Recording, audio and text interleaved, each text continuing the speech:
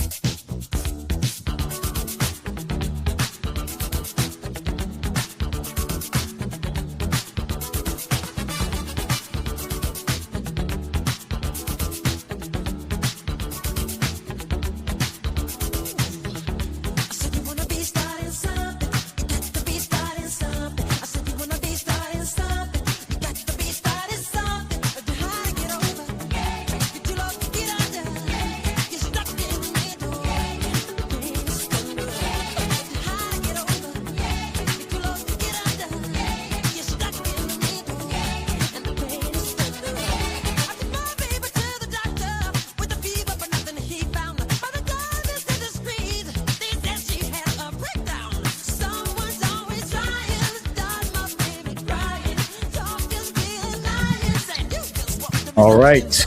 Good afternoon, everybody. Welcome to the show. This is Geopolitics with Ghost.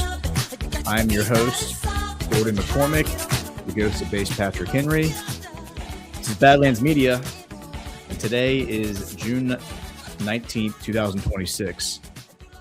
And this is kind of capping off a pretty incredible week in terms of storyline and narrative and developments as it relates specifically to the things we've discussed on this show over the past year and 3 months. I think I started this show in March, something like that, of last year. So anyway, this has been just an incredible development. All the things that we've been anticipating kind of coming to fruition. I think we have fully turned the page now in terms of the President Trump public relationship with Israel, specifically the Israeli elite, specifically the Netanyahu-centric government. There are some interesting little nuances and caveats to it. I think Chris Paul's "Our Boy Yoo-Hoo" theory is very much alive and well. I certainly cannot dismiss that theory, the idea that Netanyahu might be in on all this. It would defy convention and defy his ego. His ego is kind of the reason that I found that very hard to believe, but enough leverage, enough incentive, you never know. So with that said, let's start with, there was like a little gaggle that Trump did yesterday that I thought was pretty good. The JD Vance press conference, I kind of wish I could play a lot of that.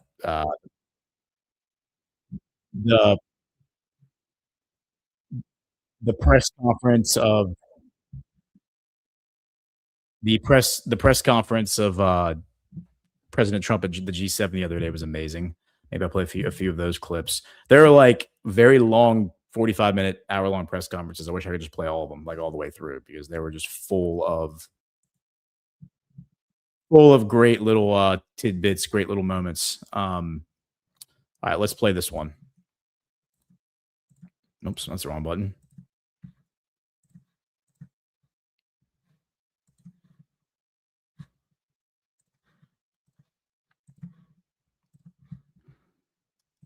This one's only about 7 minutes, so we'll play it and I'll I'll jump in. Had an amazing day, and now we're going to Versailles for dinner with some of Europe's great people, and we'll see how that works out. I think it'll be very good. The president will be there with Madam, and I think we're going to have a good time. The press conference seems to have gone well.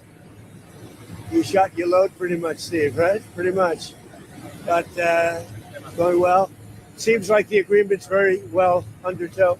Are you coming to Versailles with us? I hope. I'm going to try and get you to do the tour because honestly, it's unbelievable.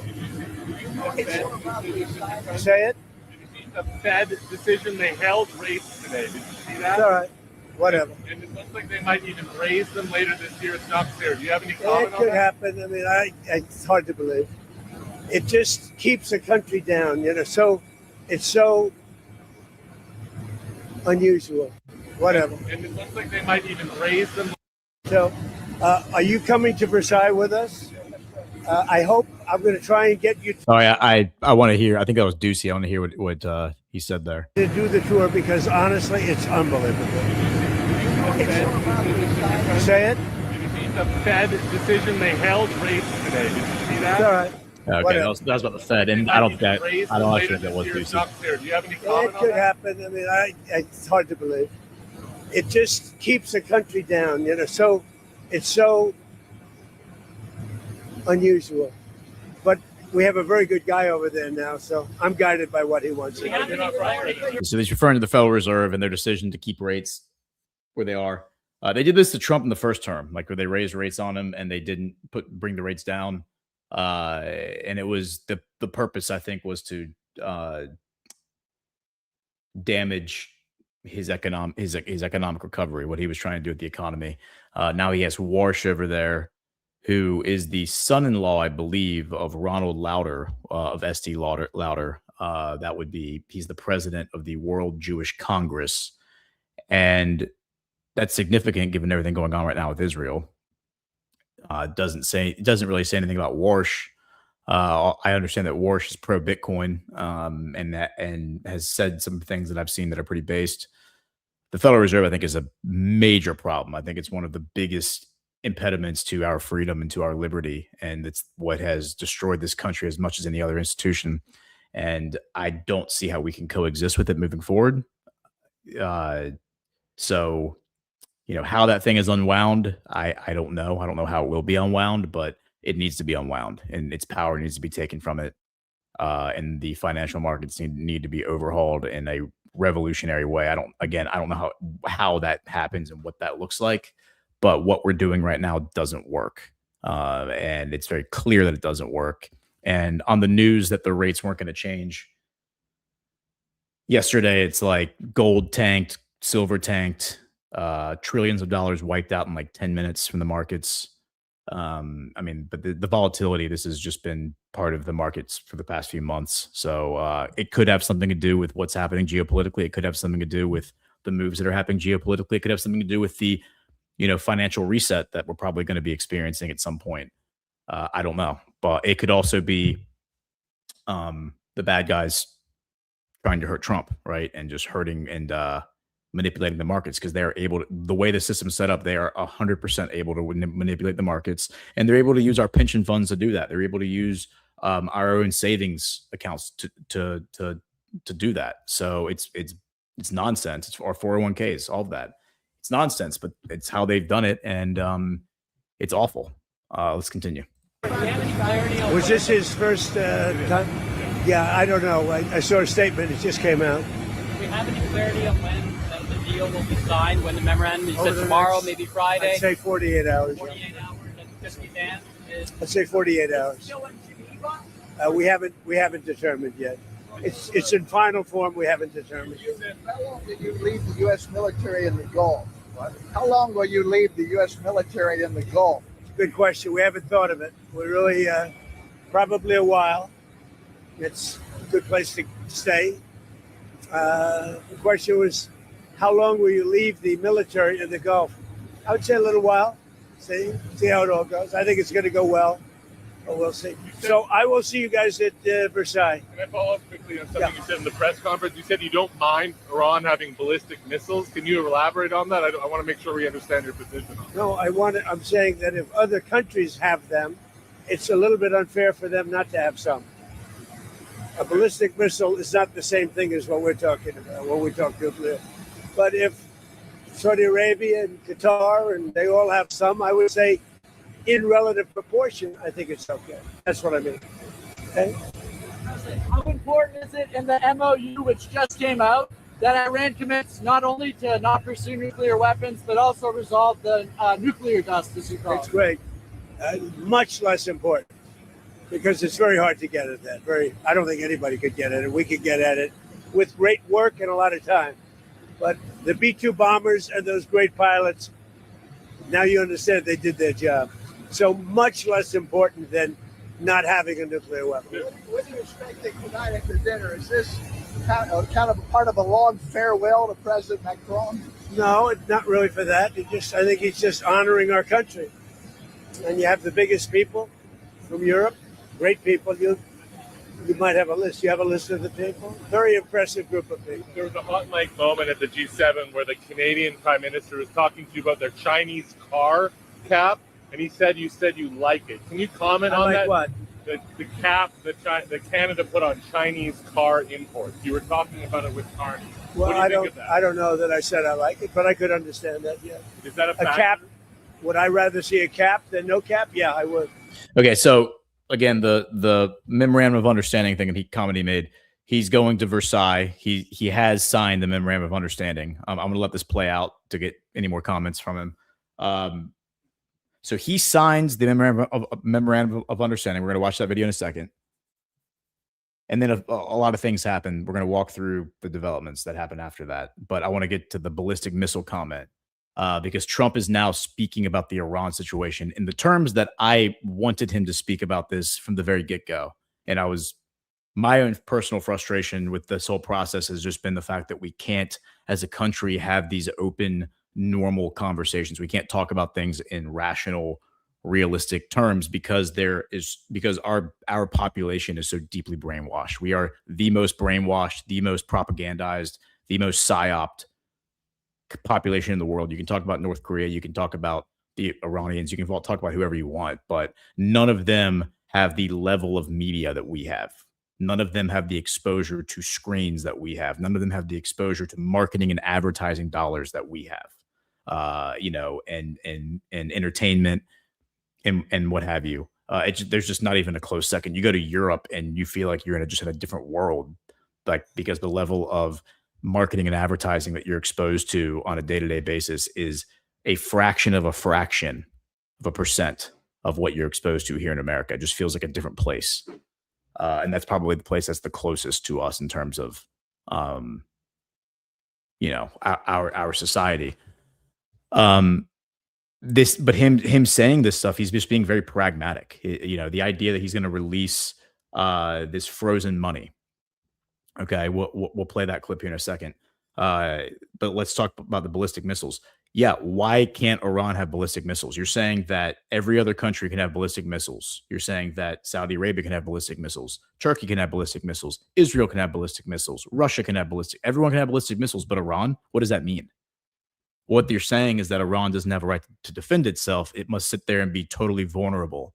Okay. And that means any country, put Israel aside, any country that wants to mess with Iran, knowing it doesn't have ballistic missiles, can mess with Iran. They can attack them, knowing that Iran cannot attack back. There's no mutually assured destruction, at a much smaller scale than nuclear. But there's no threat of retribution, and therefore the incentive to attack them is much higher because the cost is so low. It's tyranny, really. And this is what I think the average American conservative, again, I think the average American conservative is almost as brainwashed as the average leftist. The leftists are just brainwashed to a much more retarded degree. But the idea that we should tell other countries what they can and can't do, we should control their level of sovereignty, and then you turn around and talk about globalism as if globalism is this distant foreign concept that isn't yet here. the thing that you've lived under for the past 40 years has been globalism. You've been living under globalism since JFK was killed. All of you have.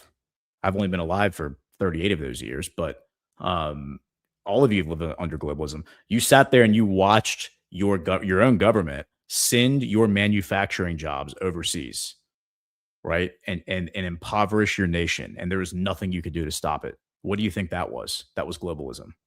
Like, you've been living under globalism for half a century.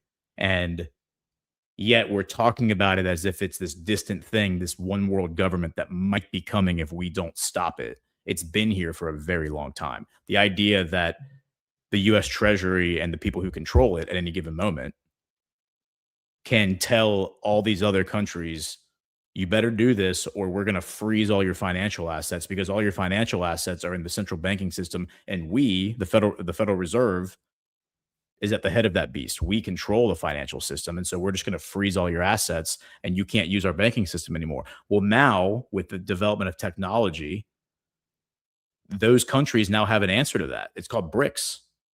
These alternative, it's called Bitcoin, it's called crypto, it's called gold and silver, which every country on earth is hoarding right now, which was why it doesn't make any sense for it to be having these huge sell-offs.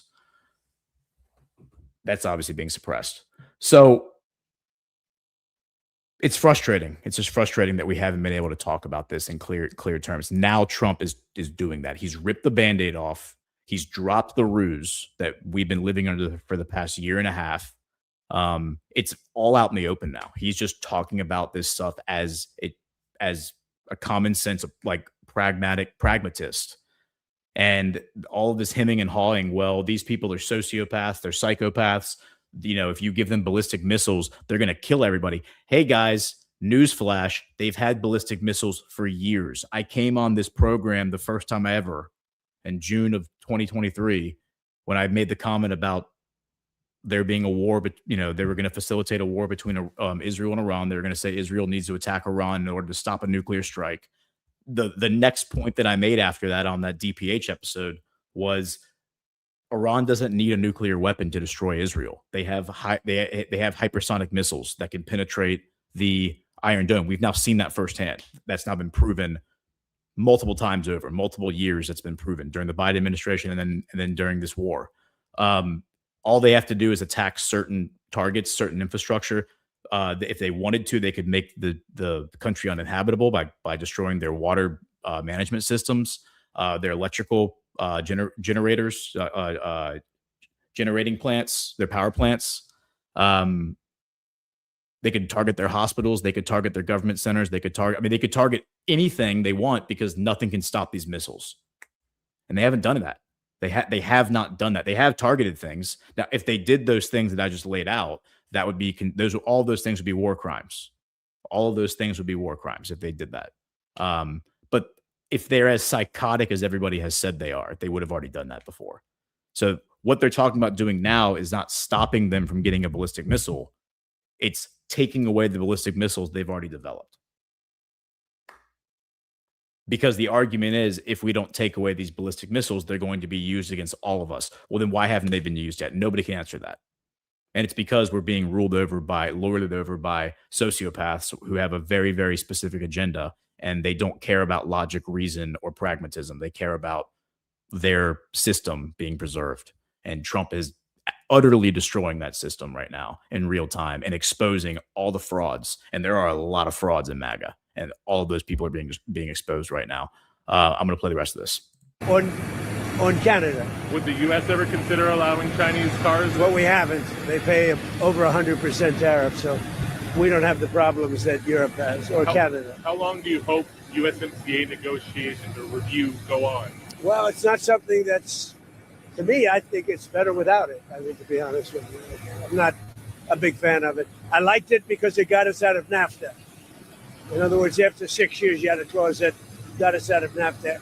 That's the thing I liked about it most. We do better without an agreement. Do you want to just leave it in rolling? I would rather leave it unsigned. I'd rather have it terminated. You'd rather have it terminated? No, those are different things, sir. I just want to be clear. I would rather not have the agreement, but I may sign it. Right. But we do better as a country if we don't have an agreement. So are you thinking of? Yeah, I'm thinking about maybe we won't be able to make a deal. I would rather not have the USMCA. The primary reason I wanted it was because there was no way out of NAFTA, which was the worst trade agreement ever made, like ever.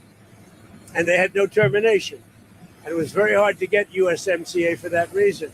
Yeah. So like, here's like, okay, I just made the point about globalism. Here's globalism right here. NAFTA, right? This is the North American, what is it? The North American Free Trade Association. I think it's what it's called, or Free Trade Agreement.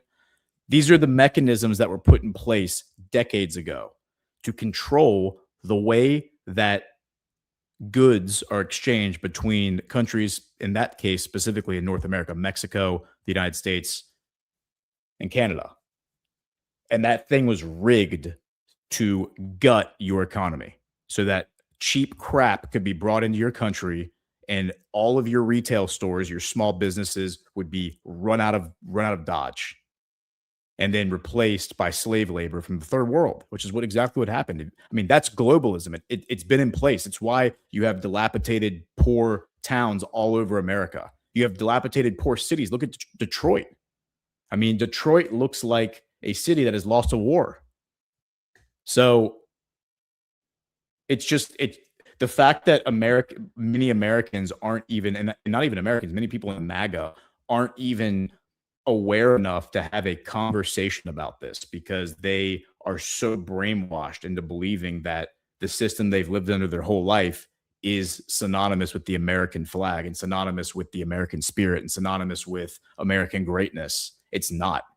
It's actually not. The system you've lived under your whole life is the thing that most people, Alex Jones, are telling you is coming in 10 years if you don't stop it. That system's been here the whole time.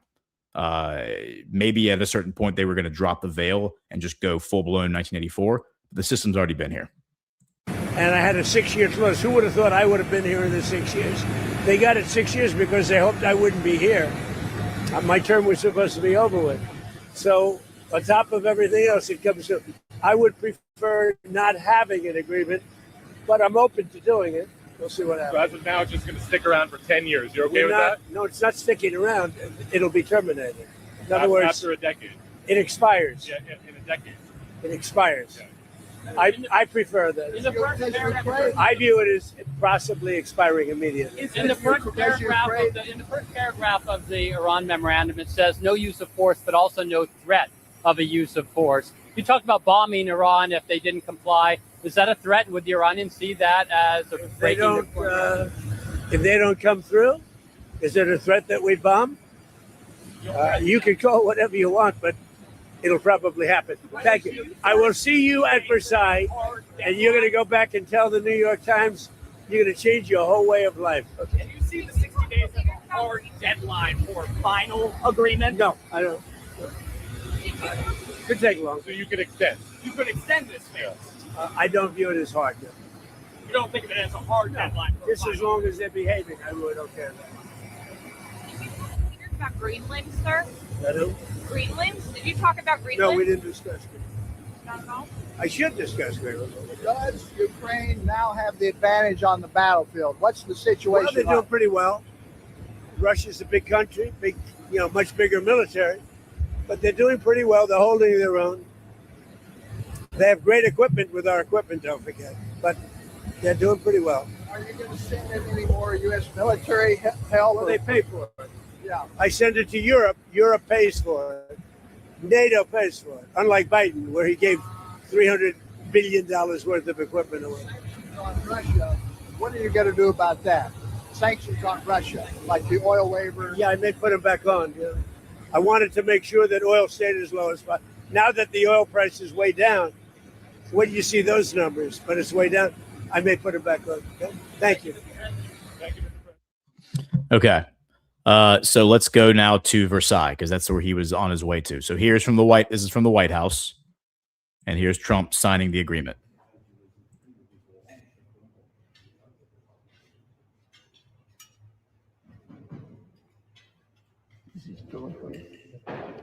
See, the agreement is signed. So the time.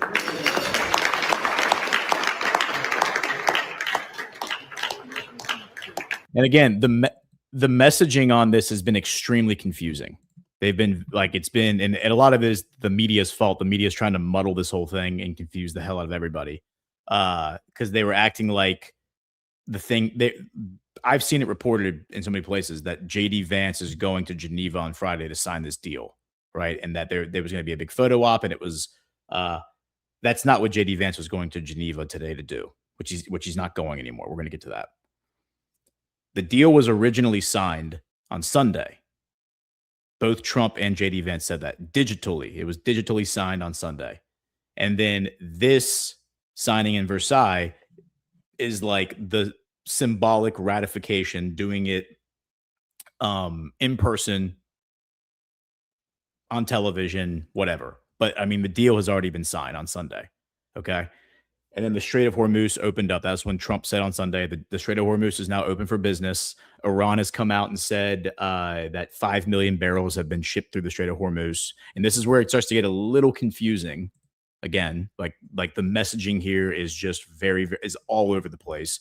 And I think a lot of this, by the way, is by design. I think a lot of this is some of this is confusion, like Trump sowing confusion. Some of it, I think, is subversive action by bad actors around Trump who are trying to stop this from happening. So here's CENTCOM yesterday. So we had Iran come out and they said since Sunday this was yesterday, Thursday, they came out and said that they have 5 million barrels have moved through the Strait of Hormuz since Sunday. My understanding is that prior to this whole conflict, when the Strait of Hormuz was just up and operating before, I believe it was 1 million barrels of oil moved through there every day by ship. That's the reports that I saw. And so that's kind of a return to like, assuming that those numbers are accurate, that's kind of a return to what we had before, which, I mean, from Sunday to Thursday, it's about 5 days, right? I mean, depending on where you're starting to count and when the first ship's being allowed through. 5 million barrels sounds about right.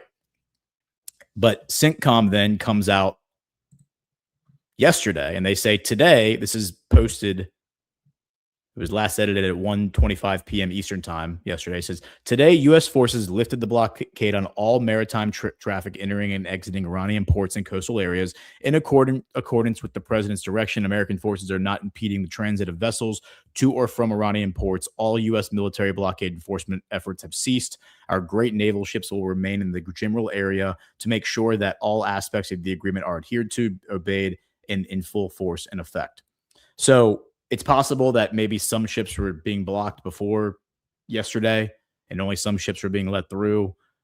Maybe there was a sequencing that had to happen over 5 days where, you had a bunch of ships bottlenecked and you had to sit there and keep the blockade so you could direct traffic so you didn't just have ships running into each other. Maybe the blockade wasn't what we were told it was. That certainly seems to be what Trump has been intimating in his commentary, that we've been actually moving oil through there the whole time to some extent. They call it the dark fleet, the shadow fleet, which is, by the way, what they used to call the fleet that Putin, Maduro, and Iran were operating in secret to avoid sanctions. Now that term means the ships that Trump was secretly moving through the Strait of Hormuz to get oil out. Again, maybe all of that was just the same thing. Maybe Trump was working with Putin and Iran and Venezuela to get ships out and around the sanctions the whole time. I don't know, but the confusion is certainly there. So Trump posts on Sunday, the Strait of Hormuz is open for business. He reiterates that Monday and Tuesday. And then CENTCOM yesterday says, now the Strait of Hormuz is open for business. Again, the messaging, it doesn't make any sense. I don't think this is incompetence. I don't think this is a mistake. I don't think this is bad communication or coordination. There's intent here. I don't know exactly what it is, but the confusion is most certainly there. So the reports on let's get to JD Vance now. So JD Vance has again was scheduled to go to to Geneva, Switzerland today to meet with I think he was meeting with Ghalibaf, the leader of the Iranian parliament. That was my understanding, is that was the person he was going to meet. Ghalibaf is the one who signed the memorandum of understanding for Iran. And again, doesn't really make a lot of sense, guys. Where's the Ayatollah? Why is the Ayatollah not signing the thing? Nobody has brought that up. I haven't seen one person bring that up. Nobody in the media has brought up the fact that the Ayatollah is not the one who signed the deal. Where's the Ayatollah? Does the Ayatollah even matter anymore? I mean, you know how I feel about that. The continuity of government plan that they put into action last August, by their own admission, removed, according to their constitution, removed the Ayatollah from the chain of command. So he doesn't have, as I understand it, any authority, which is why he's not signing this deal. Right? We still don't see like where is the Ayatollah? Like, we haven't seen a video of him out there talking, right? We've seen, there was that goofy video of like the cardboard cutout. They call him the cardboard Ayatollah because the first like image we saw of him was somebody holding up a cardboard, like literally just like a folded up piece of cardboard, brown cardboard with like his face glued to the top of it. And like a rally. That was the first like image that people saw of this new Ayatollah, the gay Ayatollah, as he's being called now. That again is goofy. But it's not even Pezeshkian signing it. It's not even Arakchi signing it. Pezeshkian being the president, Arakchi being the foreign minister. It's the head of the parliament who's signing it. That's strange. So not the president, not the foreign minister, but chief diplomat, not the Ayatollah, not even a general from the IRGC who might have, you know, authority over the armed forces or whatever. It's the head of the parliament. That would be like the Speaker of the House. That would be like us sending Mike Johnson over to sign a member. Like if we sent Mike Johnson to sign it, that wouldn't make any sense. I mean, everyone would be like, why is Mike Johnson signing this? Why, like, where's JD Vance? Where's President Trump? It doesn't make any sense.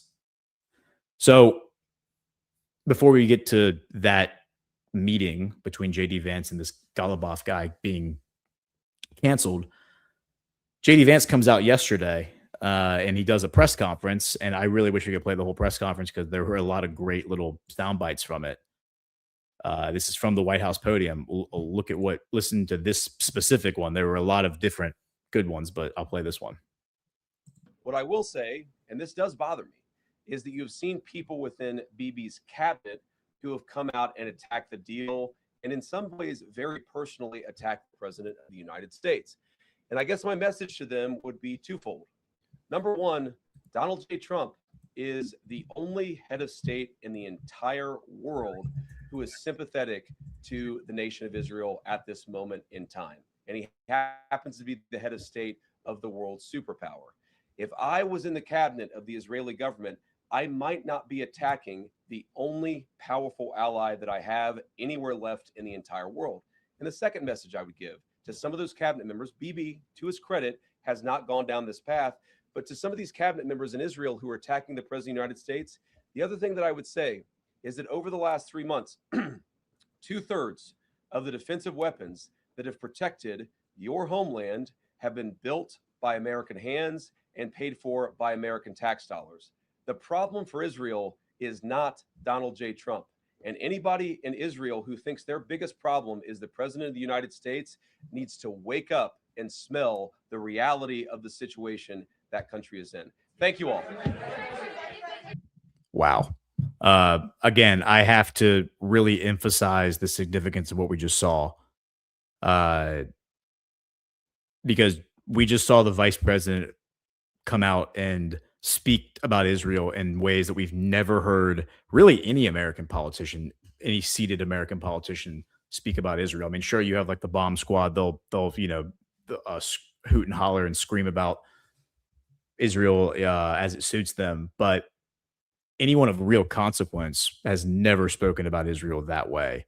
And what he just said, a few things. First, 2/3 of the weapons that you're using were made in America by American hands and paid for by the U.S. taxpayer. That's coming from the vice president. That's not coming from, you know, Nick Fuentes. It's not coming from Massey, Thomas Massey, or MTG. That's coming, or Tucker Carlson. That's coming from the vice president, from the podium at the White House. And he's saying, if you think Donald Trump's the problem here, you need to check yourself. You are a welfare queen. That is what Israel is, just like Europe is a welfare queen. They are completely dependent on us. Without the United States, Israel would not exist. Trump says that. Without the United States, Israel doesn't exist. It's that simple. And if we wanted to turn off support to Israel tomorrow, they would be in a really, really tough spot. Probably, and then the other thing that he points out, he says there's only one leader in the world right now who actually supports Israel. And it just so happens that that leader is at the head of the most powerful country in the world, President Trump. You might want to be careful how you talk, how you speak to him.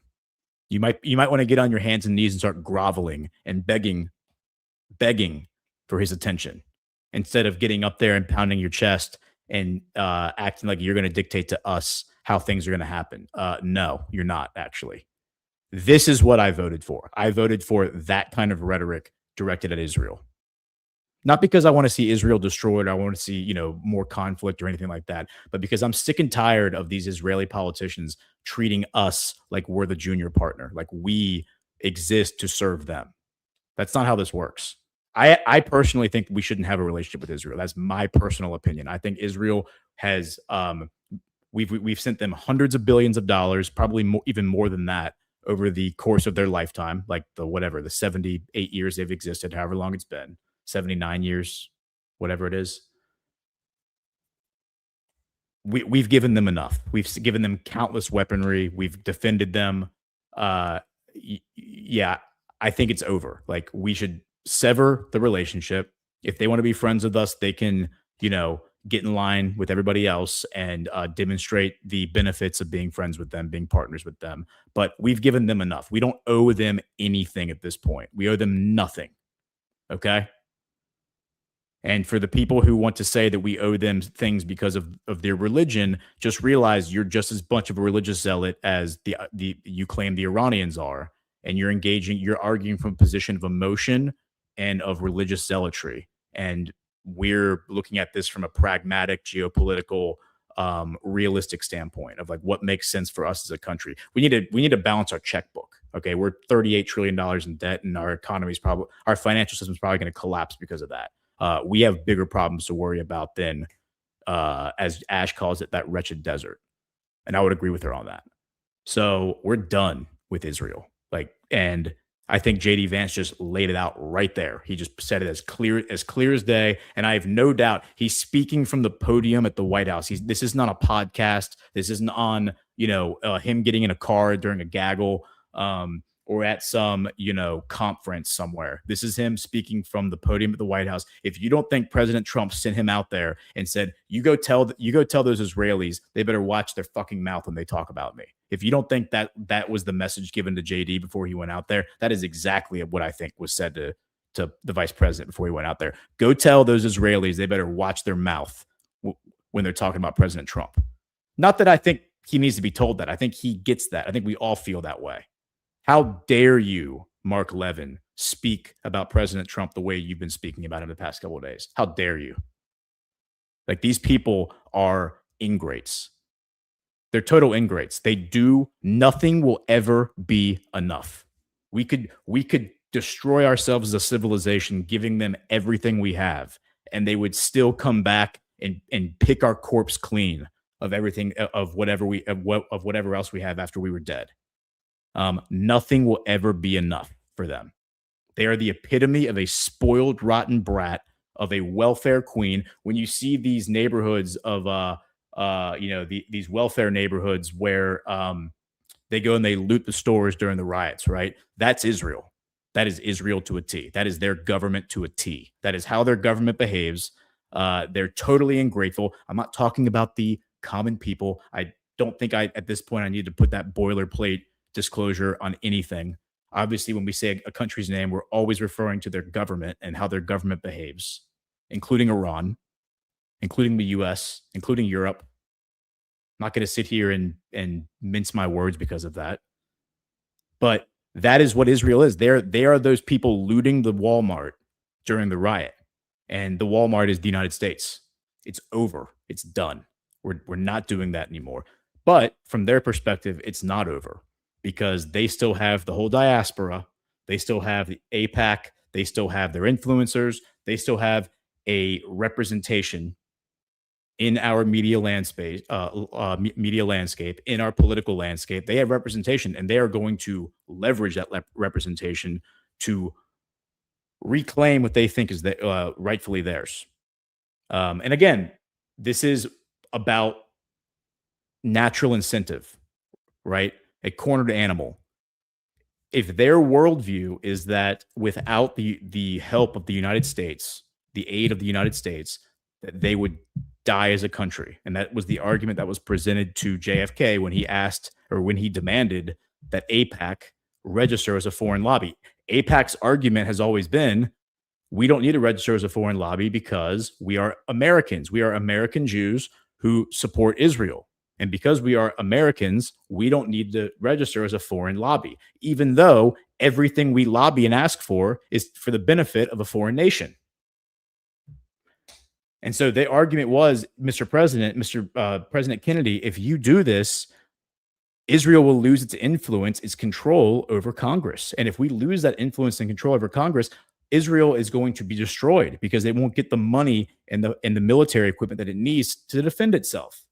And then the natural response to that statement is, well, why does Israel need that much military assistance? Well, it's because Israel goes around the Middle East poking everybody in the eye. They're the little obnoxious kid at the playground with the big brother who goes around and picks fights with every single person at the playground, because all the bigger kids, because they know those bigger kids know the older brother, and they're not going to come fight the little kid, because the second they go and they respond to the provocation with the little kid, big brother comes in and knocks their block off, knocks out their teeth. Nobody wants that. But you know what? Everyone at that playground hates that little kid because he's a spoiled, rotten brat who gets whatever he wants because his older brother will come in and beat up anybody who messes with him. So he walks around, he takes everybody's toys, he takes everybody's lunch money, he kicks them off of playground equipment. He does whatever he wants. That is Israel to a T. Those days are over. That's what JD Vance is saying right there. Those days are over. And so now President Trump, who I think is still playing this very close to the chest, I think you're still going to see this is going to be a slow roll for him. He's sending out JD to do this for a reason. JD is out there taking the slings and arrows for a reason. Now, President Trump is being disrespected. He's being blamed for all of this. The word that is floating around Israeli media right now, not just here in America, but in Israel, is betrayal. Trump has betrayed us. Trump has turned on us. How could Trump do this to us? So let's play this other clip of JD Vance that's making the rounds, because that was, I think, the end of his. That was the very end of his 47 minute. It was like a 48 minute press conference. He was on what I will say. I don't know what podcast this was, but I think this was yesterday or the day before yesterday. This podcast came out, and so listen what he says here. I will say, New York Times. This might have been New York Times. He went on a whole media tour this week, and he was sent out with a mission. He went on The View. He went on, all the different things. He went out there and he addressed his job was basically to be the PR guy for this memorandum of understanding, knowing that he was walking into a hornet's nest in a den of vipers every single place he went. Not just because they have TDS and they hate Trump, but because they're all Mossad media. Most of them are Mossad media, and they all put Israel's interests before the United States. I don't know. Maybe I've missed this. I don't think Bibi himself has actually criticized the deal, because I think he's maybe a little bit more familiar with the details of what's in it.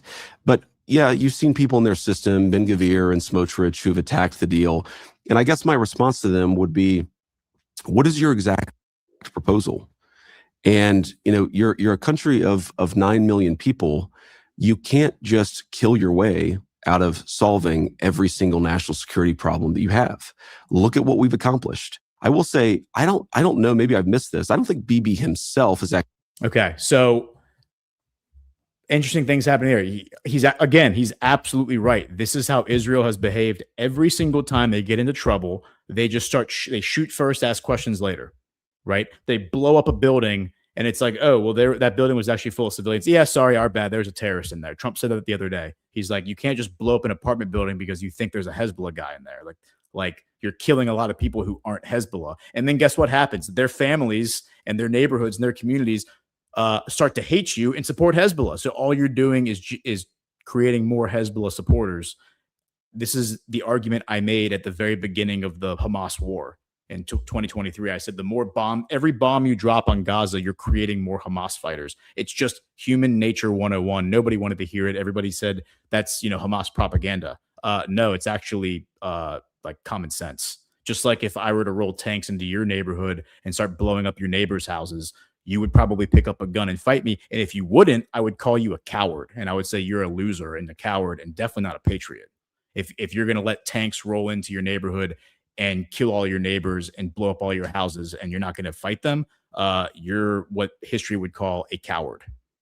You are you're not who your forefathers were. That's for sure. You're definitely not 1776. That's for sure. Is what it is. Doesn't mean you have to like it, but that's the truth.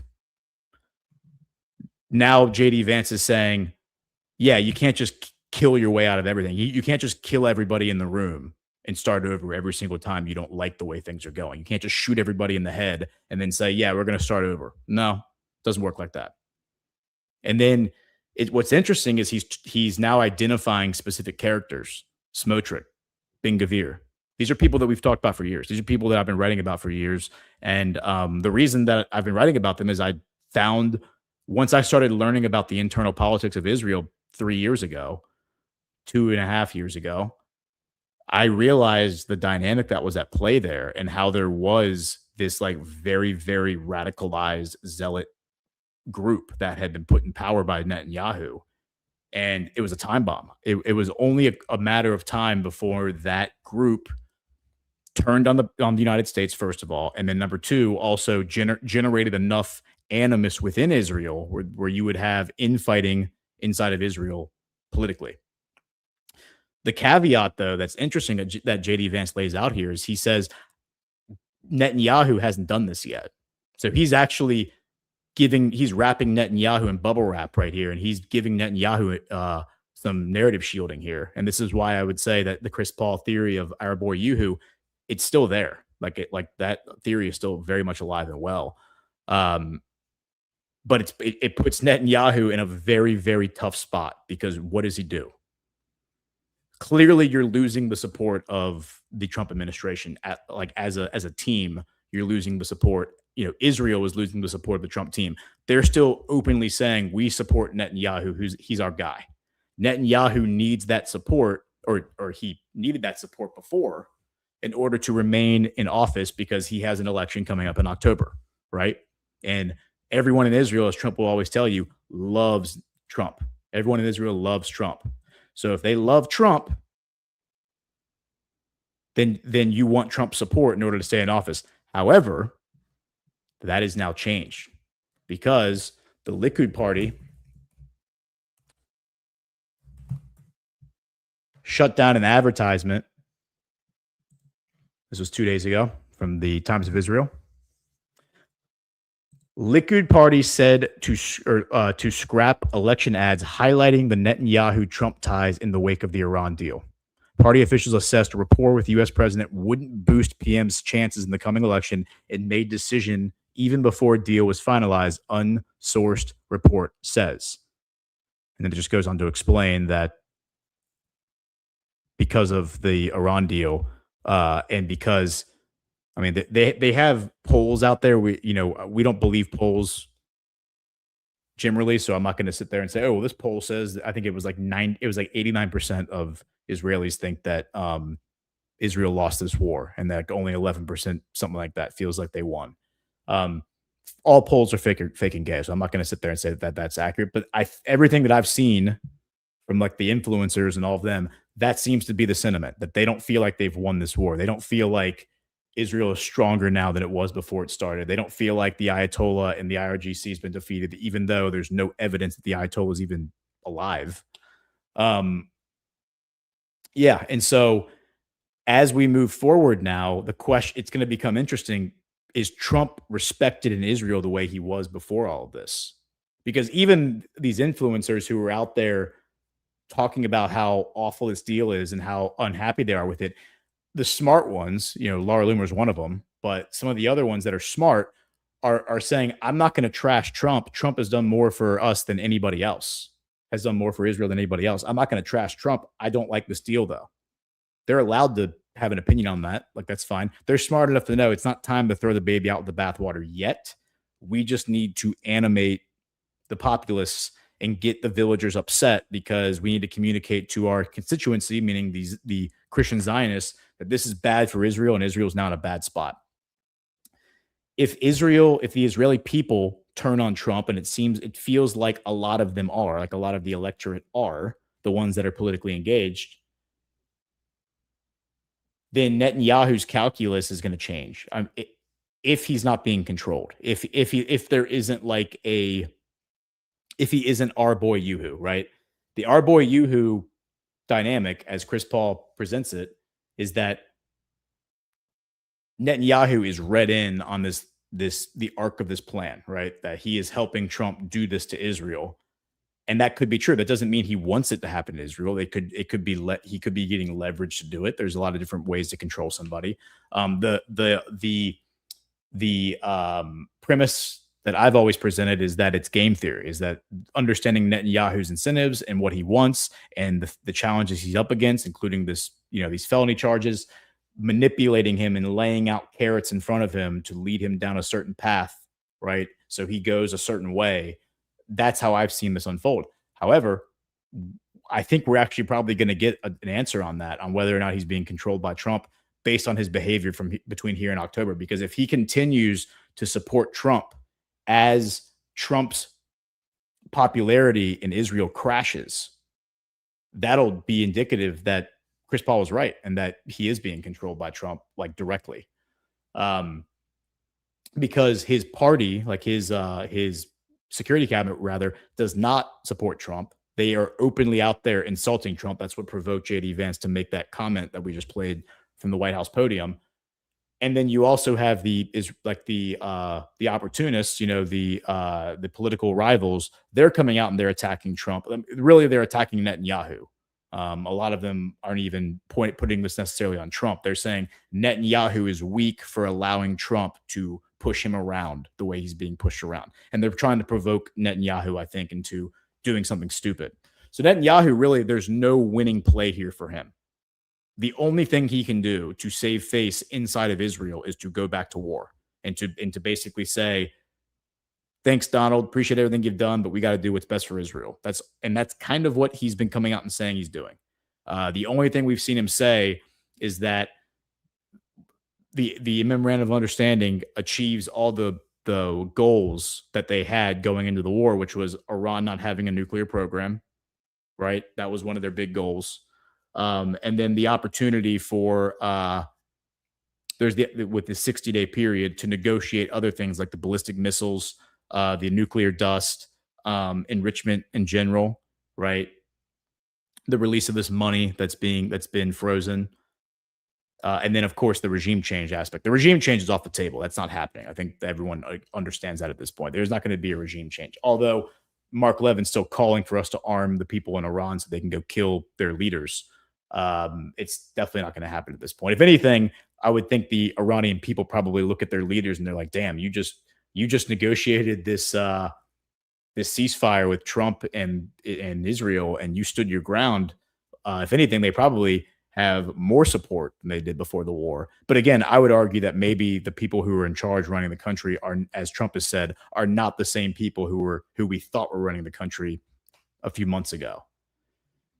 So now let's go to what happened yesterday. Like, what happened to screw up? Like, why did JD Vance, why did he not go to Geneva? So he was going to Geneva purportedly to begin the 60-day negotiation. Again, why is JD Vance going and doing this? Why is it not Steve Witkoff and Jared Kushner? Why is it not Trump? I mean, Steve Witkoff and Jared Kushner have been involved in every single negotiation up until this point. So why is it JD Vance now suddenly and not Witkoff and Kushner? So after JD Vance, as I understand it, made those comments from the White House podium, we then get reports all over social media that there is a massive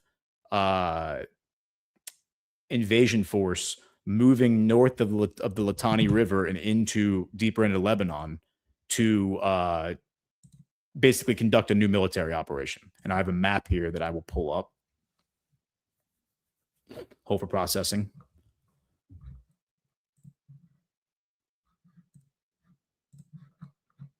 I put this in the news brief today. Right here.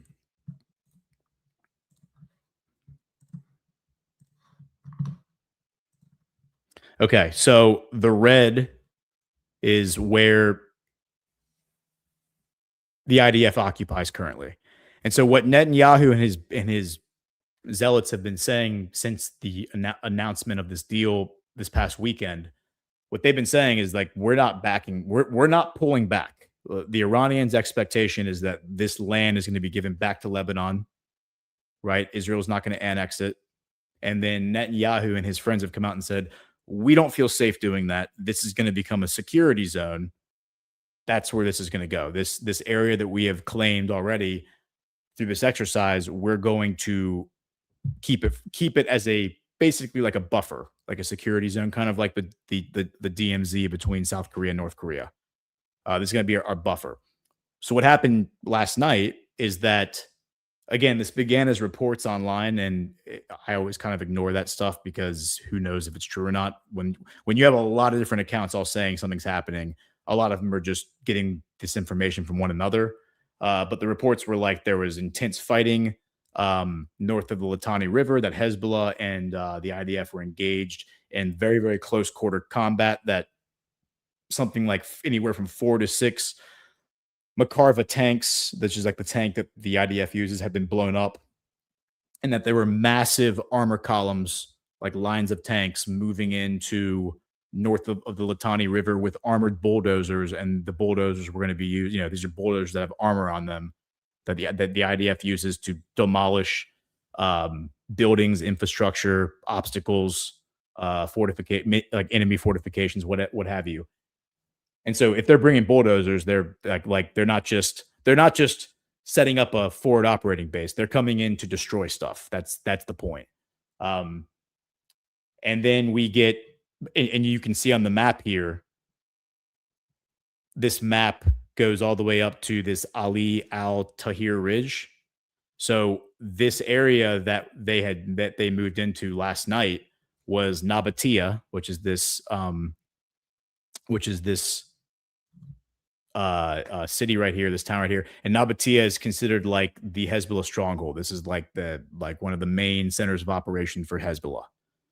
And remember, we talked about the Buford Ridge, the castle they took, the Crusader castle they took a week or two ago. That was halfway between Metula. Metula is right here. So you can see Metula, the dashed line between Metula and Buford Ridge. So they moved from Metula, which is in Israel. It's an Israeli town. They moved from Metula to Buford Ridge. They took Buford Ridge, and Buford Ridge is about halfway between Metula and Nabatia. So the assessment I gave was like, it looks like they're moving on Nabatia. That's the big Hezbollah stronghold. That's where Hezbollah operates out of. And if you wanted to take out Hezbollah, you would first go take this castle that's sitting on top of this mountain. It gives you 360-degree view, right? And then use that as like a base of operations to continue moving forward. That's what they were doing up until this past weekend when this deal was being signed. And now they're moving on Nabatia and the surrounding towns, all the different towns that are around it. There's like 5 or 6 that are listed. So it appears that they are moving deeper into Lebanon, and they're doing this in defiance of what Trump had agreed to. Trump then puts out a Truth Social post. I believe this was yesterday. This is yesterday at 2:00. And he says, the United States is committed to peace, with all caps. And we encourage everyone in the Middle East region to maintain their commitment to allowing our negotiations to beautifully unfold. The markets are loving what is happening, with oil prices way down and stocks way up. We expect a complete ceasefire on all fronts, including Lebanon, Hezbollah, and Israel. Thank you for your attention to this matter. And then after this is when the IDF moves in. Trump makes this post. J.D. Vance makes those comments, and then the IDF goes in to Nabatia to take the Hezbollah town. And then Barak Ravid posts, then they the commentary, later that night, it's like 9:00 at night, something like that. is when they report that JD Vance was about to get on whichever plane it is, Air Force 2. Is that what he flies on? Air Force? I don't think it's Air Force 1, but he was about to fly across the Atlantic, go to Europe to meet in Geneva with the Iranians, and then they canceled that. They're like, nope, we're delaying that because Iran reached out and said, hey guys, you violated the MOU. Like you said you weren't going to do this. You said you weren't going to take any more territory in Lebanon, and here you are taking more territory in Lebanon. So we're not going to Switzerland. You can go to Switzerland and play with yourself in Switzerland, but we're not coming. And so JD Vance didn't go. And then Barack Ravid posted this at 10:40 last night. He said a senior American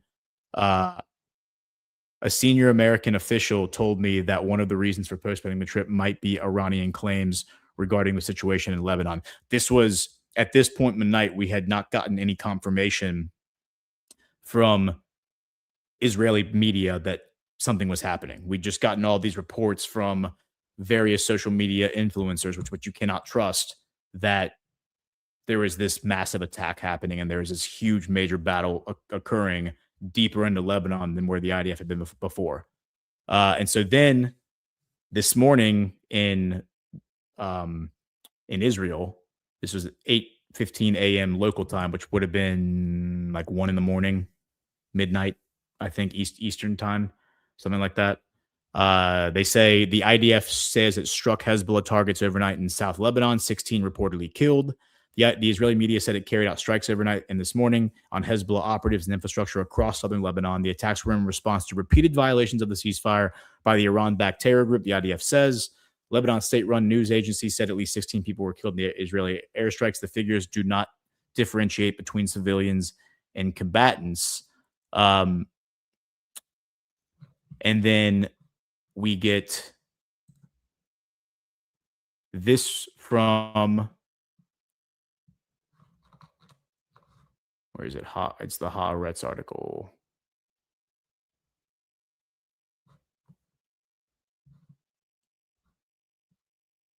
And then we get a report from Jerusalem Post and Haaretz, which is like the anti-Netanyahu paper in Israel, that this, and I believe the IDF have confirmed this at this point, that 4 IDF soldiers were killed in this conflict, including a senior officer. And his picture has been floating around the internet now.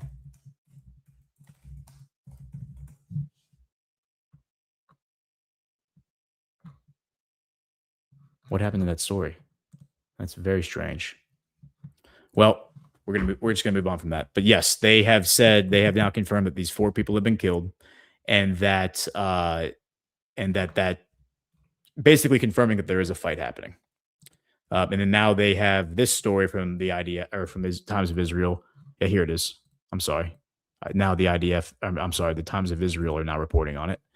4-person IDF crew, including battalion chief, killed by Hezbollah in South Lebanon. 5 soldiers hurt, including reservist officer who was seriously wounded. In the same village, hours later, IDF says Lebanon reports 18 killed, 33 hurt in Israeli airstrikes. And so this was 4 IDF soldiers were killed over. Now they're saying this happened in a Hezbollah attack in the southern Lebanese village of Kfar Tebnit. So let's see where that is. Let me pull up Google Maps, because they're describing this as a Hezbollah attack. This is where like the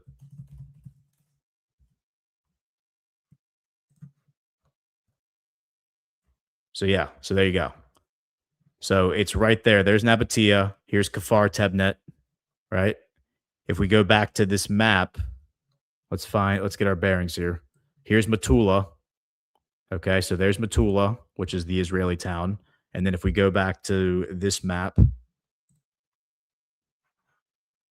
Tebnet is right here. So Tebnet is part of this zone, the security zone that they claim they were already occupying. So Israeli media is saying that Hezbollah attacked territory that was already controlled by the IDF. But everywhere else, it's saying that Israel went into Lebanese territory. And that's how these soldiers died. You know, again, these are the weeds that I don't normally get into. I don't normally get into this back and forth, but because there is a ceasefire now, or a peace deal that Trump's working on, that it seems that is as real as it's ever been. These sort of details do start to matter. Here is Haaretz, IDF to remain in southern Lebanon, a senior Israeli official says. That's the headline, but now they're talking about Sabbatai Zevi, which is a totally different can of worms that we're not going to open right now. Here's Haaretz as well. Netanyahu likely to sabotage Iran deal. U.S. intelligence officials tell Trump. A U.S. intelligence assessment presented to Trump indicates that ahead of Israel's October elections, Netanyahu is increasingly likely to push for an intensified campaign against Hezbollah, adding that any truce or an IDF withdrawal would likely be perceived in Israel as a defeat. Well, I'm glad that the intelligence community is now figuring this out, but all you have to do is go read the Badlands news brief from the past 12 months, and you could have gotten this report far in advance. But I think Trump knows all of this. This isn't like news to Donald Trump. He is smart enough to figure this out without me having to tell him or the IC having to tell him. All right, before we continue, I'm just gonna, because it's getting late, we're gonna back down for a second and take a break. All right.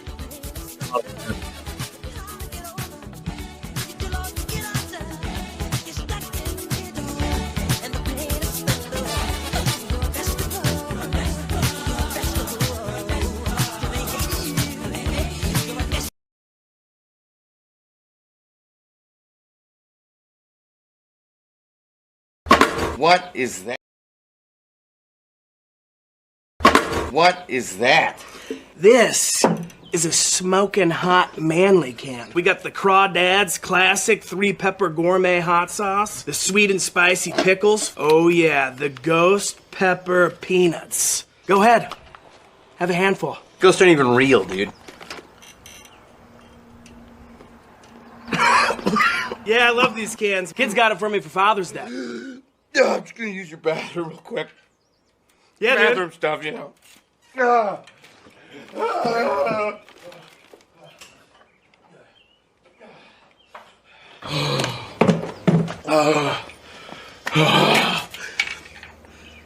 Dude, you all right? Yeah, man, I'm great, man. Get another beer?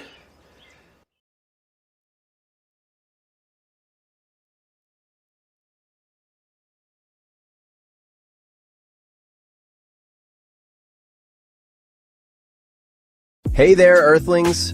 I'm here on the streets of New York to tell you about something that's literally out of this world. You know, traveling between dimensions really takes it out of you, but I've found the perfect solution. My Shroom Vibe can now be your Shroom Vibe. Elevate your frequency. Get microdose capsules, gummies, and chocolate bars at myshroomvibe.com. Use code BADLANDS for 10% off your order. Trust me. Galaxy hopping demands balance, and ours comes from Mother Nature. Organic, not synthetic. It's the real deal. Cy Lee, if you know what I mean. Check it out. Your frequency will thank you. Visit myshroomvibe.com. Organic goodness, not synthetic. Use code BADLANDS.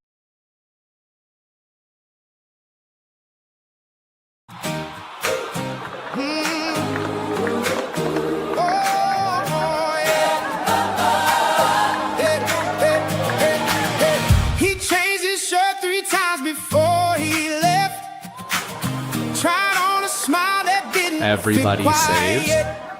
Everybody. Even me. Especially you. You mean I just have to use a promo code to get the discount? BB truly is an idiot.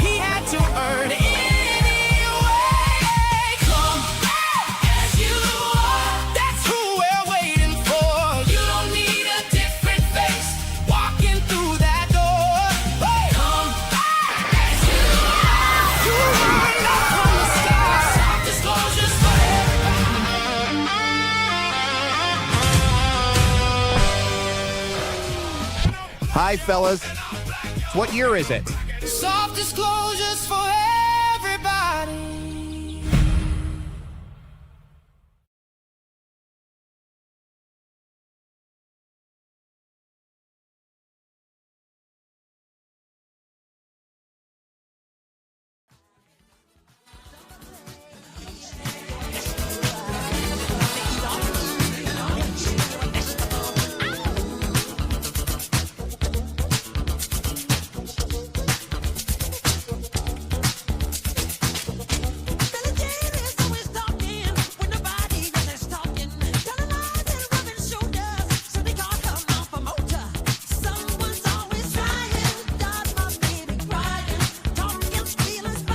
All right, welcome back to the show. We are going to go for another 20 minutes and then get out of here for the weekend. This is Geopolitics with Ghosts. I'm your host, here at Space Patrick Henry, Gordon McCormick. This is Badlands Media on June 19th, 2026. I totally forgot that it was Juneteenth, so happy Juneteenth, everybody. But more importantly, happy Father's Day. Okay, so we now have reports of, because we described this conflict that was breaking out. Here's RT reporting on it, saying Israel hammers Lebanon and makes reported deal with Hezbollah. The Jewish state killed up to 18 people. We already read all that. And then here, Reuters is reporting it as well, that Lebanon ceasefire has been agreed to after the U.S. and Iran talks in Switzerland have been scraped. And then here is Israel and Hezbollah renew from the Times of Israel, renew ceasefire after flare-up, but the IDF will stay in southern Lebanon. Israel and Hezbollah agreed to a ceasefire on Friday afternoon, a U.S. official said, after another flare-up in southern Lebanon that saw 4 Israeli soldiers and dozens of Lebanese casualties. The renewed truce appeared as fragile as ever, as it didn't see Israel pull out of the large buffer zone it established in southern Lebanon, one that Hezbollah has used to justify continued attacks on troops stationed there, as well as on northern Israeli towns across the border. The latest deal was brokered by the U.S. and Qatar through talks with Israel and Iran, respectively. A senior U.S. official said in a statement to reporters, while Hezbollah sources confirmed the truce, Israel refrained from doing so publicly until Friday evening, when its ambassador to the U.S. declared that Jerusalem remains firmly committed to an immediate ceasefire. At 11:30 this morning, Israel halted all offensive operations. Okay, there's the term, offensive. It's not defensive, offensive. Hezbollah and Iranian claims to the contrary are bold lies. Yechiel Leiter wrote on X, if Hezbollah honors the agreement and ceases its hostilities, they will be met with quiet. The U.S. official who first announced the truce notably did not even try to hide the fact that mediators relied on Iran to secure the ceasefire, an admission of Tehran's ability to influence events in Lebanon. So here's the spin coming from Israel. The U.S. and Israel had previously stressed the importance of detaching Iran from events in Lebanon, even if they privately recognized Tehran's control over its terror proxy. U.S. President Donald Trump's administration has even brokered talks between Israel and the Lebanese government that have been used to announce previous ceasefires between Israel and Hezbollah, even if Beirut's ability to influence the Iran-backed militia was limited at best. And then it just goes on to talk about that process. So yeah, this is here's Trump. Trump says, I asked Israel to agree to a new truce with Hezbollah. Lebanese President Joseph Aoun condemned Israel's strikes, saying that the killing and destruction constitute a dangerous escalation. It effectively targets all ongoing efforts to consolidate the ceasefire and end the war, a statement from the Lebanese president said, noting the recent developments between the U.S. and Iran. Lebanese Hezbollah lawmaker, because they are a political group, Hassan Fadlallah, told Reuters on Friday that Iran had informed the terror group that talks with the U.S. could not continue without the implementation of a comprehensive ceasefire. He called on the Lebanese government to reject any direct negotiations with Israel as Israeli attacks on Lebanon continue. He said Washington bore responsibility for ensuring Israel halted its attacks and implemented the terms of the agreement. Hezbollah itself also issued a statement vowing to defend Lebanon's territory and people if against Israeli attacks. For his part, Trump told NBC News in a Friday phone interview that he spoke with Israel and asked it to agree to a ceasefire with Hezbollah. Quote, you just got to calm down sometimes and use your head, Trump is quoted as saying on X by an NBC reporter, who added that the president declined to specify whether he spoke with Netanyahu directly. The Washington Post separately reported on Friday that a U.S. intelligence analyst has warned that Netanyahu is expected to take actions in Lebanon that will undermine the Trump administration's push for a lasting peace with Iran. Well, I'm glad now that the Washington Post has figured that out. Now that the CIA has told them that, because that's the CIA's newspaper, I'm glad that they can now report that. But we could have been talking about that like 3 months ago, but I digress. So then we have this commentary from Bezalel Smotrich, because Smotrich did some sort of an interview. All these guys are out there trying to spin the situation.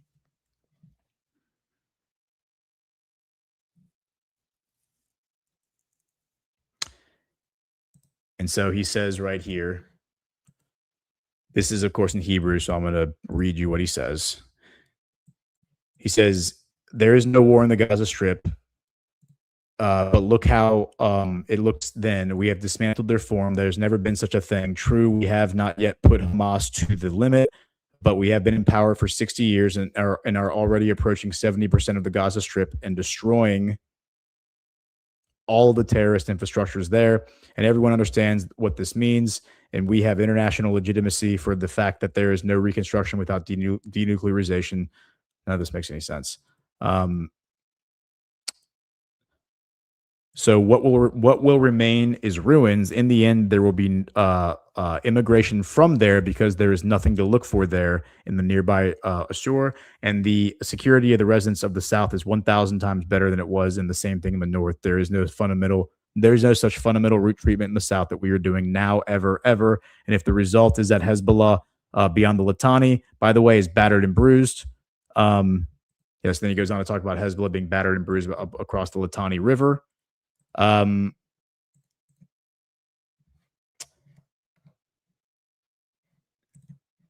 then he says, the video of him talking about taking land. I think this one's from RT, so this is a similar one. But he asked. So yeah, here he says, what we are doing now, never, ever. And if the result is that Hezbollah is pushed beyond the Litani River, by the way, bruised and battered, so be it. So he's saying, yeah, we're basically gonna push everyone outside of in Lebanon, outside the Litani River.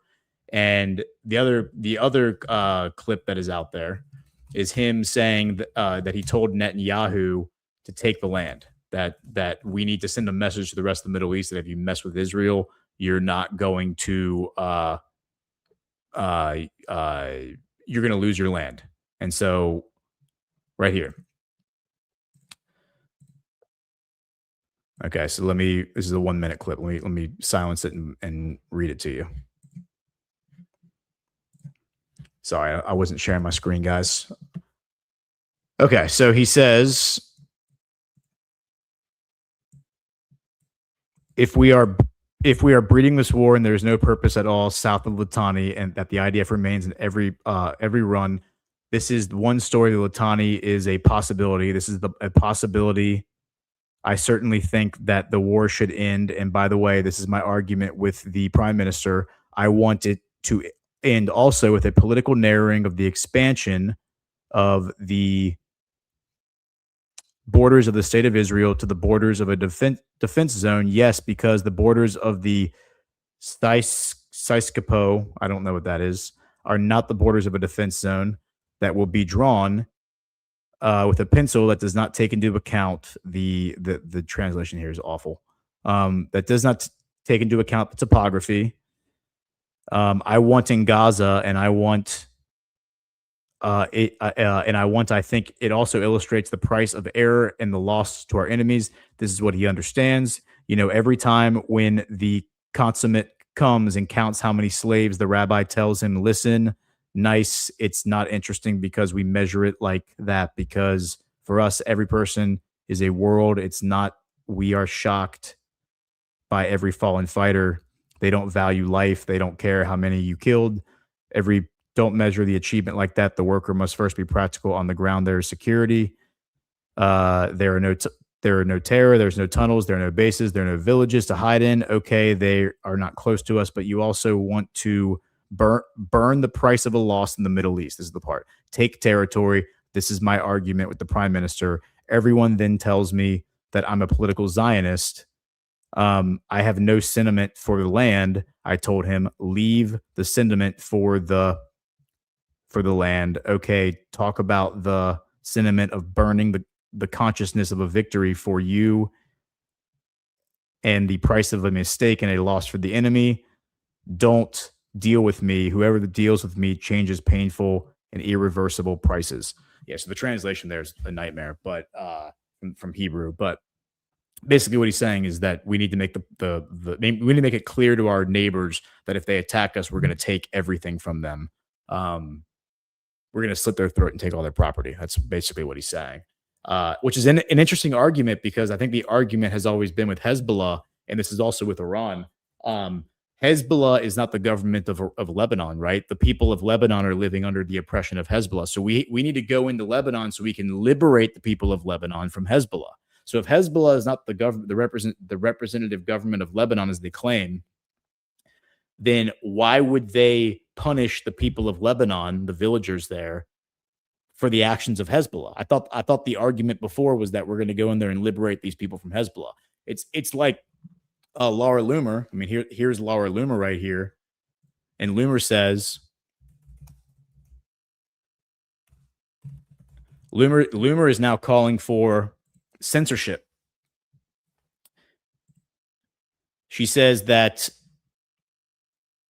there should be censorship on X because AIPAC, this AIPAC Tracker account, there's an account. Violence. There's an account on X called AIPAC Tracker, and they basically create a graphic for every single person in Congress. And some people, it's the dollar amount is zero, and then some people, the dollar, like Tom Cotton, the dollar amount is like 1.1 million. How much money has AIPAC given this congressman? Listen to what she says. Of these crazy lies and propaganda that is spread by people who retweet this insane account that really should be banned for incitement to violence. Twitter should literally ban this account and ban people who repost this AIPAC Tracker account. Of these crazy. Yeah. So now we've gotten to the point where the quote unquote right-wing MAGA influencers are calling for the same thing the leftists were doing during the COVID era, and calling for people to be censored for sharing publicly available information. You can go look up how much money these people have taken from AIPAC. All this account has done is translated it into a graphic for each person, and then made that graphic a JPEG so you can share it around the internet. And they're so angry. She's angry because this is a bad look for Israel. It's a bad look for the congressmen who are bought off. And she's saying it's an incitement of violence. I've been warning about this for 3 years, that eventually we were going to get to a point where they were going to say, go pull the tape. I said this a year ago, 2 years ago, that they were going to say that congressmen their lives were going to be threatened because of their support of Israel. And so therefore we needed to censor speech that targeted congressmen, right? And called them out for their treason, that called them out for their affiliation with Israel. And then eventually it'll just be like the slippery slope. We're just going to ban all speech that criticizes congressmen because that could also be an incitement of violence. This is 1984 right here. And every person has to make a decision in their heart. Do you support Laura Loomer and what she's saying right here, or are you an American? Do you support Israel or do you support America? You cannot support both. You got to pick a team. You're either with us or you are by definition against us. And if you support what she's doing generally, then you also support what she's doing right here, because she is calling for the censorship of Americans who are simply pointing out that their own Congress are bought and paid for by a foreign lobby. And it's because, of course, she's a Mossad agent or a Mossad asset or whatever.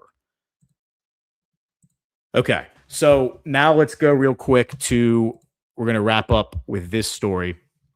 Naftali Bennett calls to establish a constitution and lays out a new political vision for Israel. Former Prime Minister Naftali Bennett said one of his first priorities would be establishing a state commission of inquiry into the failures surrounding the October 7 Hamas massacre.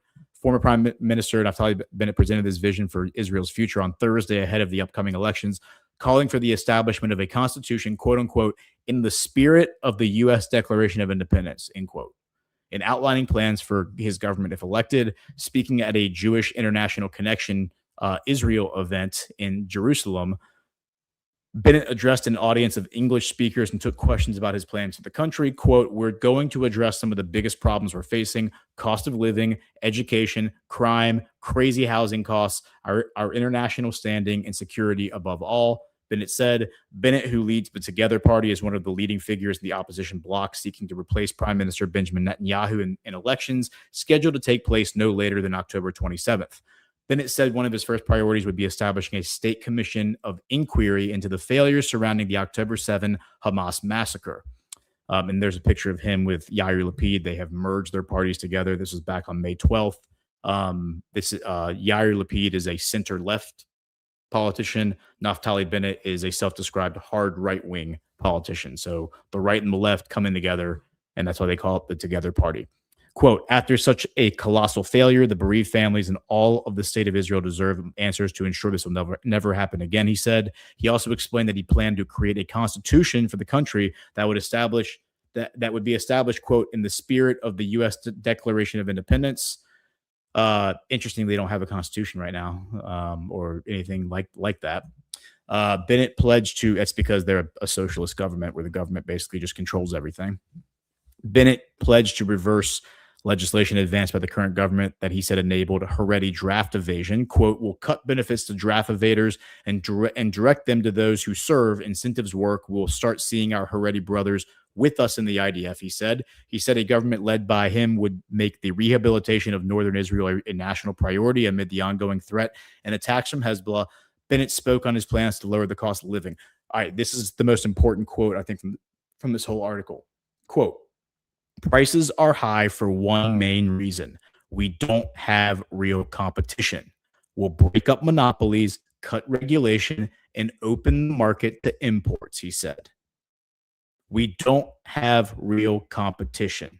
That's because it is a socialist government where it's highly regulated, where a socialist economy, where the government picks winners and losers and basically gets to decide who's in business and who's not in business. And if you don't have the Israeli government's blessing, guess what? You're not in business in Israel. If you think you can just take your goods as a company and go to Israel and sell them in the marketplace, you have another thing coming. That is not true. Prior to the 90s, right, to Robert Maxwell coming over there and bringing over $100 billion from a Ukrainian gangster, right, who was fleeing the Soviet Union, which saved the Israeli economy. You weren't even allowed to bring any money from outside of Israel unless you were a Jewish citizen immigrating there. Their markets were completely closed, the same way China's market used to be completely closed. You could not bring anything into Israel unless it was the government importing it. They had a strictly closed economy. And then they've opened it up a little bit and they've made it a little more flexible. Netanyahu actually had a lot to do with that. That's one of the things he claims, like, I'm making our country more like America. They are a socialist communist society, and they have always been a socialist communist society, right? Where they prioritize the collective over the individual. And this is what evangelical Christians who hate communism do not understand. If you actually go learn what Israeli society is like and how their government operates and how their economy operates, they are not a free and fair market. They are exactly what the left wants to do to America in terms of the government and like the economy. So he says, Bennett said the advancement of artificial intelligence in the country would also be a priority. His remarks came a day after he announced the formation of an advisory committee on AI aimed at advancing artificial intelligence. Quote, "In the past, countries invested in weapons, energy, and defense. The next global race is AI. We need to be at the forefront of this revolution." Bennett spoke on his education plans, which he said aimed to create a shared national foundation rather than continuing with the current system. Under his proposal, all students would be required to spend 60% of their studies on a core curriculum that includes Hebrew, English, mathematics, civics, Torah studies, and Zionist heritage. That sounds like propaganda or like indoctrination. Quote, "Every child in Israel will have an opportunity to succeed in the 21st century, whether they grow up in Dimona, Jerusalem, Almad, or Kiryat Shimona. The remaining 40% of studies will be determined by individual communities and schools. They can teach Talmud, music, this is the quote, cyber, entrepreneurship, whatever they choose. So I guess right now, like, depending on where you live in the country, your education can look very different from a different town because there's not like a centralized core curriculum. I don't like the centralization of anything, so I don't think that's a good idea. But it does go to show that there's probably towns in Israel where they just indoctrinate their kids with like the Talmud, and that's it, and they don't learn anything else. And that would explain why the settlers are a thing and why they're so extreme and why they have such radical views on the world. All right, guys, I think we're going to wrap it up there. We'll check the chat, see if y'all are still kicking.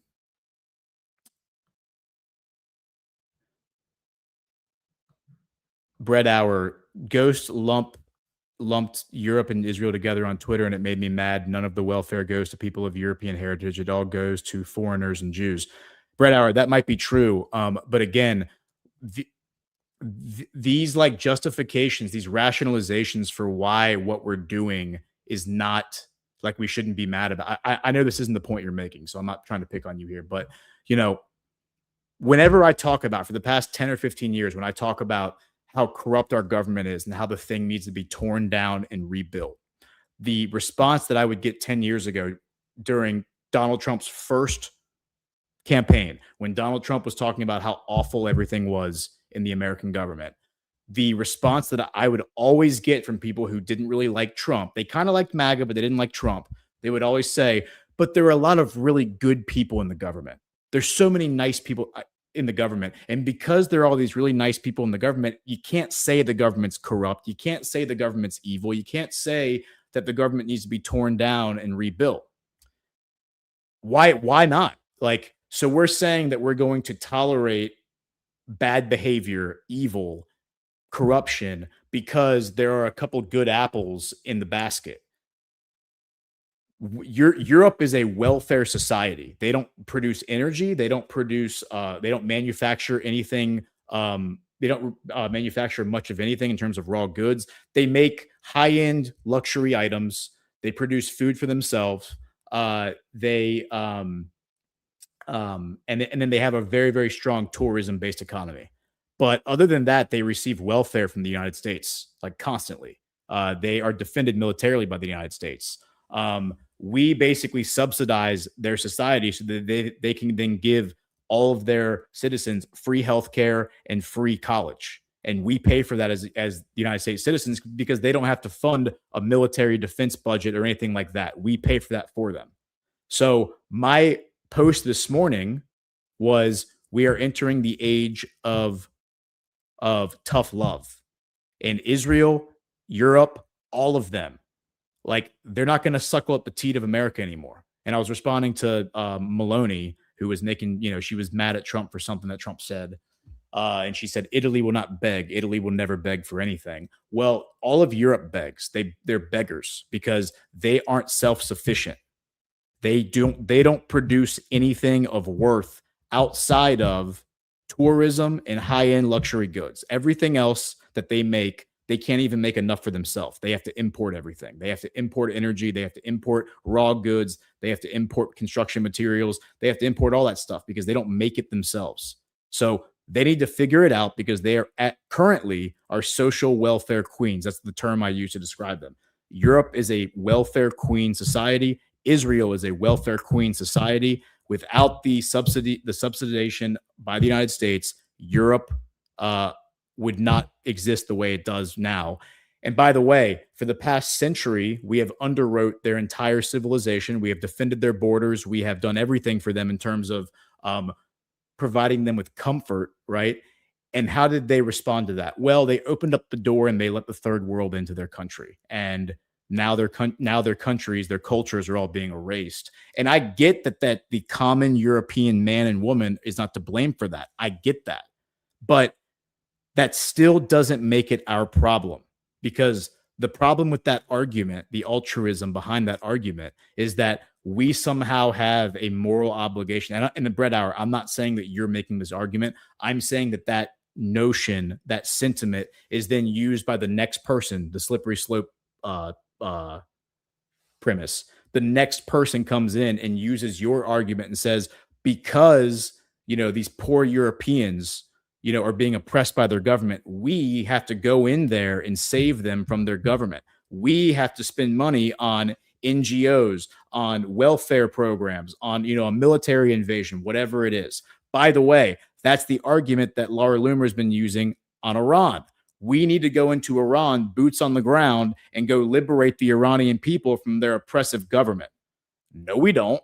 We need to go into Lebanon to liberate the Lebanese people from the Hezbollah fighters. No, we don't. Figure it out on your own.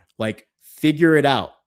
But it's not our problem. We got to take care of our own country first. That is the crux of America first. And we've been at it now for over 10 years, and we still aren't all on the same page. And the same page is this: stop sending money overseas, full stop. There is no reason to send money to any country for any reason whatsoever. Well, everyone in that country is going to die if we don't send them money. Why? Why? The United States is 250 years old. It's one of the youngest countries in the world. European civilization has existed for thousands of years without the subsidies of the United States. And now we're being told if we don't send money to these countries, something terrible is going to happen. I don't believe you. I just don't believe you. So the answer is stop sending money anywhere. The fact that we are a year and a half into this administration and our State Department is still sending hundreds of billions of dollars around the world is a crime. And I'm not blaming Trump for that. I'm blaming the Republican Party for that. Because as I've said since day one, the Republican Party is the real enemy. They are the real enemy that we have to deal with. The Democrats, they're easy to deal with. It's very easy to beat them in an open and honest debate. The Republicans are more tricky because the Republicans will lie to you. They will lie to you about what they are. They will pretend that they're one of us. And then as soon as our backs are turned, they sink the knife right into our back and then twist it. And that's why we have to deal with the Republican Party. They're the enemy at the gates. All right, sorry for the rant. Appreciate your bread hour. Love you, brother. I'm not trying to pick on you. That was a good comment. I just wanted to address it because it's something that's been weighing on my heart a lot lately, that we live in a world where we're the sugar daddy for everybody else. And I'm sick and tired of us being the sugar daddy because we have our own problems and people in our country need to be taken care of. Illinois, $2,035. Thank you so much, Illinois. Very, very generous. Always thank you, Ghost. I'm so frustrated that Trump puts Warsh as Fed head, and yet we seem to be losing here. Yeah, let's wait and see what happens, because I think Trump has proven now. I appreciate the comment. It's a great comment. We don't really know what Warsh is. His father-in-law is Bad News Bears, in my opinion, the head of Estee Lauder. I mean, it's a massive cosmetics brand. But I think Trump has proven that when he does stuff, it may look day one like that is not something that is in our best interest, but it always seems to work out full circle and come around. So let's see what happens. I think the Federal Reserve needs to go away. So I don't really worry about who is running the Federal Reserve. If it's somebody bad and it's somebody who is making the Federal Reserve look bad, that just accelerates their demise. Babbage3, $5. You got a YouTube super chat. Thank you, Babbage3. I will go look into that.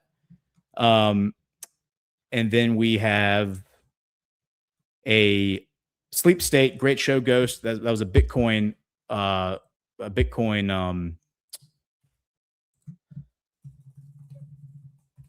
was Bitcoin. A Bitcoin rant. So thank you for that. And I'm just going over to YouTube to grab the super chat.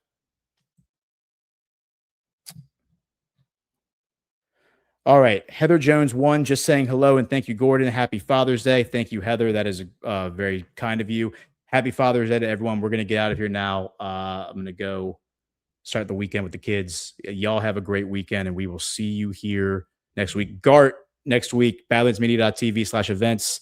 Get your online ticket or get your in-person ticket if you can be there. Yeah, guys. See you next week. Have a good weekend. Happy Father's Day to everyone.